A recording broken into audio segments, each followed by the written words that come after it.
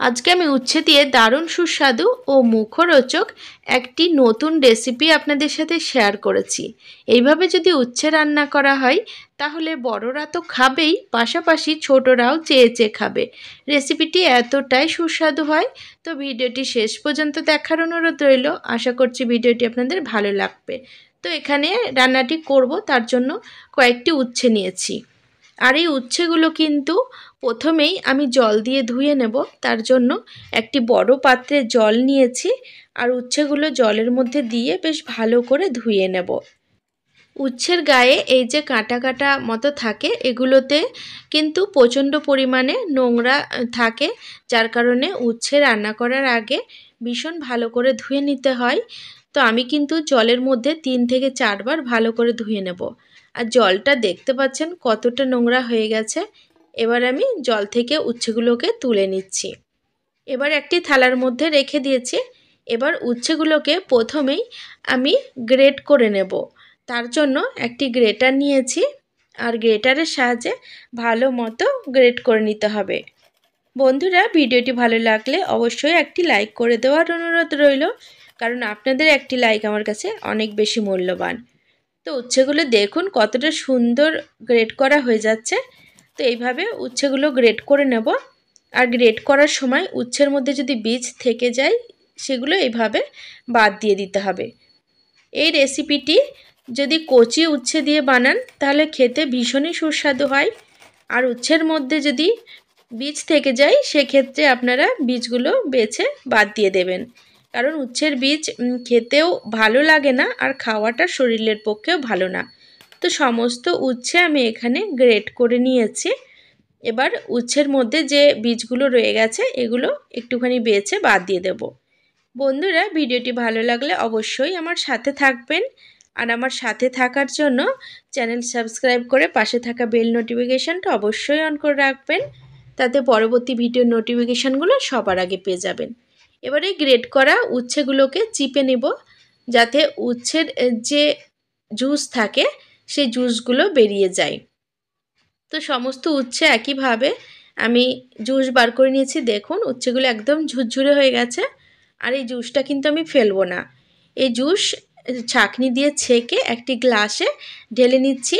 এই জুস কিন্তু আমাদের শরীরের পক্ষে ভীষণ ভালো। সকালে যদি খালি পেটে খাওয়া হয় সেক্ষেত্রে রক্ত পরিষ্কার হয়।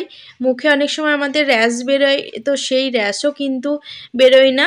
আর ডায়াবেটিস থাকলে ডায়াবেটিসের রোগীর জন্য কিন্তু এই উচ্ছের জুস খাওয়া ভীষণ উপকারী। তো আমি জুসটা রেখে দিলাম। এবার রান্নাটি শুরু করব। তার জন্য ওভেনের ওপর কড়াই বসে 2 টেবিল চামচ তেল দিয়েছি। তেল গরম করে নিয়ে 1/2 চামচ কালো জিরে ফোড়ন দিলাম। ফোড়ন ভালো করে ভেজে নিয়ে এর মধ্যে একটি মিডিয়াম সাইজের পেঁয়াজ কুচি দিয়ে দিচ্ছি। পেঁয়াজগুলো একটুখানি ভেজে নেব ভালো করে। তো তার আগে ঝালের জন্য 2 থেকে 3টি কাঁচা লঙ্কা কুচি দিয়ে দিচ্ছি। আপনারা আপনাদের স্বাদ বুঝে ঝালের পরিমাণ বাড়িয়ে কমিয়ে দেবেন। তো লঙ্কা আর পেঁয়াজ একসাথে 1 মিনিট মতো নাড়াচাড়া করে নিলাম। এবার জুস চিপে রাখা উচ্ছেগুলো এর মধ্যে ঢেলে দিচ্ছি। এখন 2 মিনিট মতো ভালো করে ভেজে নিতে হবে। বন্ধুরা, রেসিপিটি আপনারা কে কোথা থেকে দেখছেন সেটি কমেন্ট বক্সে অবশ্যই লিখে জানাবেন, তাহলে আমি আপনাদের সকলকে ধন্যবাদ জানানোর একটি সুযোগ পাব। তো এখানে 2 মিনিট নাড়াচাড়া করে নিয়েছি। এখন আমি স্বাদমতো লবণ এর মধ্যে দিয়ে দিচ্ছি আর কালারের জন্য অল্প একটু হলুদ দিয়ে দিচ্ছি। হলুদ না দিলেও চলে, তবু কিন্তু আমি একটু হলুদ দিয়ে নিলাম। লবণ হলুদ দিয়ে আবারও 1 মিনিট মতো উচ্ছেগুলোকে ভালো করে ভেজে নেব। বন্ধুরা, উচ্ছে তেতোর কারণে অনেকেই খেতে চায় না। তো রেসিপিটি যদি এইভাবে বানান সেক্ষেত্রে একটুও তেতো লাগে না আর খেতে কিন্তু দুর্দান্ত লাগে। তো 2 মিনিট মতো নাড়াচাড়া করে নিয়ে এর মধ্যে 1/2 চামচ জিরে গুঁড়ো আর 1/2 চামচ কাশ্মীরি লঙ্কার গুঁড়ো দিয়ে দিচ্ছি। এখন আবারও 1 থেকে 2 মিনিট ভালো করে ভেজে নেব। এখন আমি এর মধ্যে 1 টেবিল চামচ বেসন দিয়ে দিচ্ছি।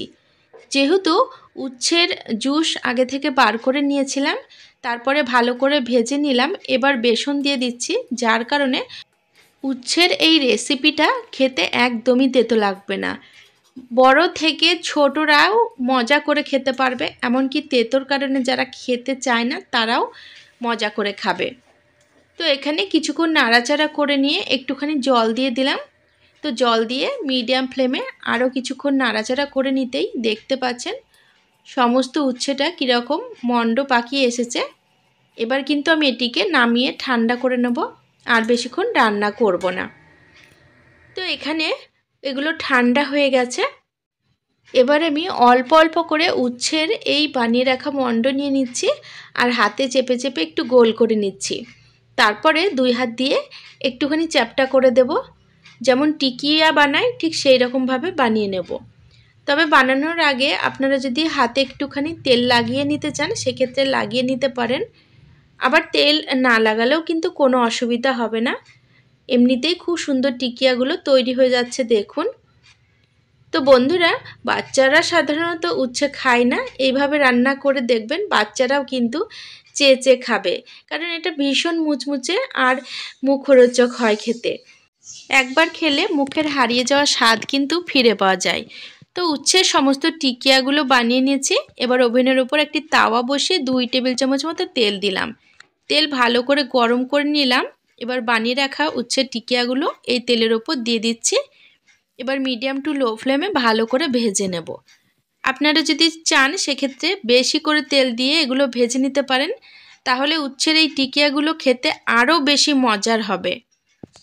বন্ধুরা, আপনারা অনেকেই উচ্ছের রান্না বিভিন্নভাবে খেয়েছেন, কিন্তু আজকে আমি যেভাবে শেয়ার করলাম এইভাবে একদিন বানিয়ে দেখবেন। একদিন খেলে কিন্তু রোজ বানিয়ে খেতে ইচ্ছে হবে।